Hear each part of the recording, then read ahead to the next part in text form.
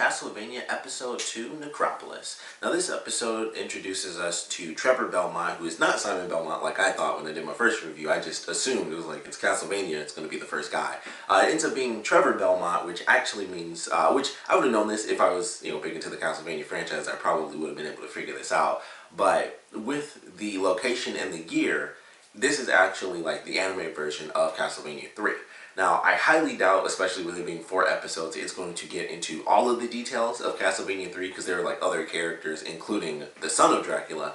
Highly doubt that that'll happen. It easily could, but I highly doubt it. Like, that might actually be something that does end up showing up. I mean, he did have a wife and they did do a time skip in the first episode.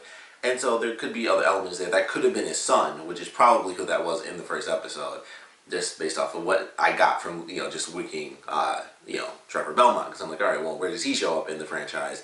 And, I never knew that the third game was a prequel. So I was like, okay, that's probably who that was in the first episode. But I don't know how far they'll get into that. Because, like I said, it's only 4 episodes. So I don't think they'll be doing, at least, it could ultimately become all of Castlevania 3. But it might take a long time for that, depending on how they, decide to do these seasons with 4 episodes, and then hopefully the next season will be like, a full 12 or something like that. That'd be great. But this is officially like the story of Castlevania 3, so I'm excited for them to kind of go through that. But we get introduced to, Dracula in the first episode and his reign of terror and madness, and this episode introduces us to Trevor Belmont and his drunken super. So we see him dealing with the people from the pub. He fights them and he vomits and he gets kicked in the nuts twice. Which I love the line where he actually said, like, "Would you please leave my testicles alone?" But beats them up ultimately, and then he ends up going to the main city from the first episode that was like completely destroyed. Turns out it wasn't as destroyed as I thought. I figured everyone was going to be dead. There was no way that anyone would be there.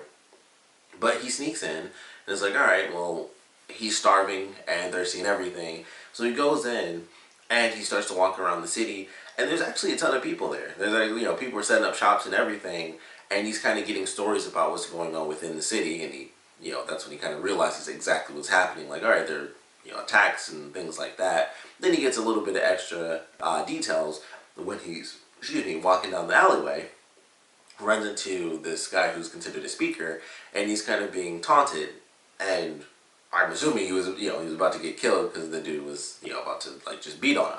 So after he saves him through an insane sequence where he whips the, he tries to, like he even says, he was like, oh man, my aim's a little off. He was trying to just whip the thing out of his hand, but he ended up slicing his finger off as well. So that happens, and then the other priest, who I'm assuming wasn't exactly a priest, because he even says, like, oh, it's weird that you would have a thieves blade, and he did like an Assassin's Creed move, like, boom, I got it under my sleeve. So he fights him. He's mostly dodging his moves and he's trying to warn him. And he whipped his eyeball out, which I thought was absolutely insane. Like, he's dealing with him and he whips that bad boy, and it was just like, boom, his eyeball just came out and everything. It was perfect. It was like his whole eyeball, and just like the whole thing was just like pulled right out. So I was like, alright, well, that just happened. He sliced this dude's finger off, whipped this dude's eyeball out. And I thought the guy was gonna be sensible, because it was like, his buddy just got his finger whipped off. He's trying to tell him, like, look, I'm giving you a fair warning. This is not going to work for you. And he looked at his buddy, and then he looked at him, and that's when the blade came out. I was like, oh, that sucks, because he's toast. But he doesn't die. Neither of them get killed. They just get injured. The one dude, like I said, gets his entire... I don't know how that works. I mean, I think it does grab at the end of the whip, so I guess that does kind of make sense. It, and just pulls that bad boy clean off. But that was crazy. That was a nice little, that was really our only action sequence in this episode, but it was still really good because it's the other side of the action of this entire, universe, where you have Dracula and all of his immense abilities, and then you have the Belmonts with their abilities. So, mostly, them cracking the whip and just doing all sorts of crazy stuff. So that was awesome. But of course, after that moment, he goes with this older man who's the speaker, and he meets the other speakers, and that's when he gets the exact bit of information as to why the city was attacked when they killed Dracula's wife. And it's like, that makes a lot of sense. That people were screwed. So he gets that little bit of information, and we get to hear quite a bit about the family, and how he his family was cast out because of them dabbling in black magic, and just like the guy at the pub, they were blamed for all these horrible things because that's just like I said in my first review, people just sucked at the time. It was like, that's too, it's too much science. It's now just magic. So, it's demonic and evil when you get killed. So his family was exiled and pretty much all killed off except for him.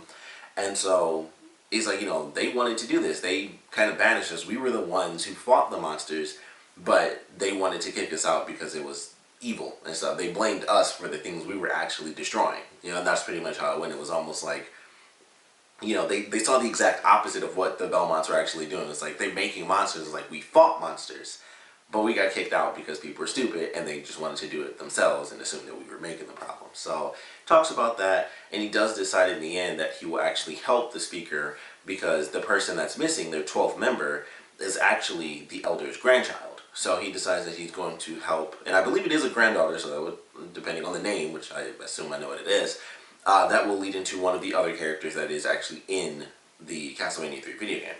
So he decides, like, alright, I'll help you guys out, just stay here. I'm going to leave out, even though he kind of hates that he's, doing it. He's like, crap, I'm being the hero, but I really don't want to be. So he does decide ultimately that he's going to go and find this guy's granddaughter.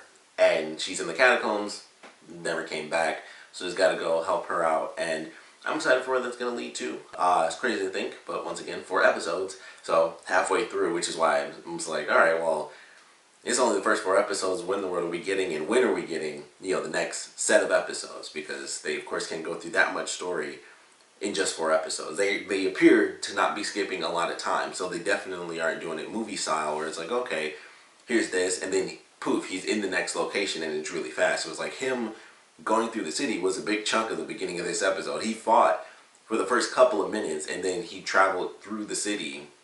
And that's when we get, basically the end of the episode is him saving the guy and talking with them, and then it's over. So it's like they aren't doing it where, in movies, they skip all that travel and exploration. It's like, nope, here, boom, boom, boom, and it's done. So there's still a bit more content left because, of course, it's still 2 full episodes. But I don't know, it'll be interesting to see exactly how this ultimately plays out and how it concludes with just a 4-episode season. I'm very curious how quickly things are going to go, just based on my assumption, because it's such a grand story if they're taking all that stuff from Castlevania 3 to cram it into just 4 episodes, especially with the way the pacing has gone for these first 2. I'm just really curious. But I thought this was a really good episode, and I'm excited to see how things start to play out, because I'm assuming it's, they mentioned that it is sunrise by the end of the episode, so it is daytime, so he's not going to actually deal with the demons, I would assume, until the final episode. He'll actually start fighting them, and that'll be like the end of the first season. But very excited to see how this is going to play out with him going into the catacombs and what he may or may not find down there. There could be more demons. But I'm definitely looking forward to the next episode. Of course, we'd love to know what you guys thought about this one, so please comment below. Let me know your favorite parts about it, least favorite parts about it. And now knowing that it's Trevor Belmont, like I said, if I played Castlevania, I would know that this was supposed to be Castlevania 3.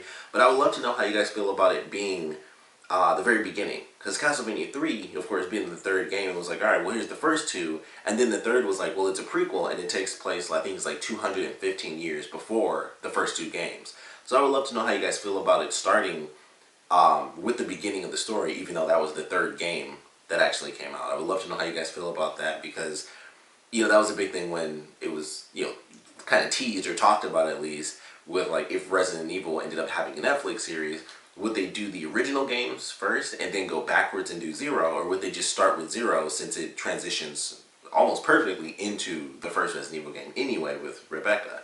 So it's like, it is interesting that they decided to go with like the very beginning instead of doing the story of the first 2. And maybe it does make it, I would assume, a little bit simpler, especially with the story of the first 2 games not being much story. It's like you go through the city and then you challenge Dracula. Little hard to translate that, like just a little. I mean, they could make it work. It's easy to make it work, but I think this kind of leaves.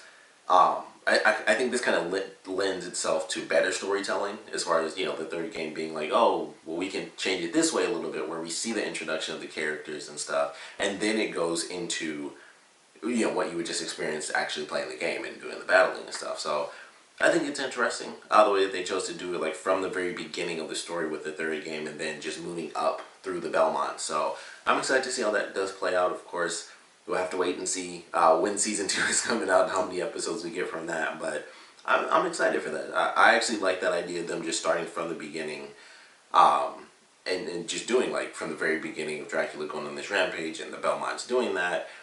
especially because it's so closely tied to when the Belmonts were thrown out. So it's like, that's something that probably would be brought up way more now than it would be 200 years from now, when it's like the time frame of Castlevania 1 and 2. It probably wouldn't be that big of a deal. So I kind of like that, but of course would love to know what you guys think about that, with them starting with the story of Castlevania 3 rather than starting with the beginning of where the video game started off and then going backwards. Do you prefer this? Do you wish they just started like the video games and then kind of jumped backwards and did it exactly like the games? Or do you not really care, since you actually know the franchise anyway? Why not just start, from the actual beginning of the story? So we'd love to know your thoughts on that, and of course what you guys thought about this episode in general. So please comment below, let me know, and thanks for watching.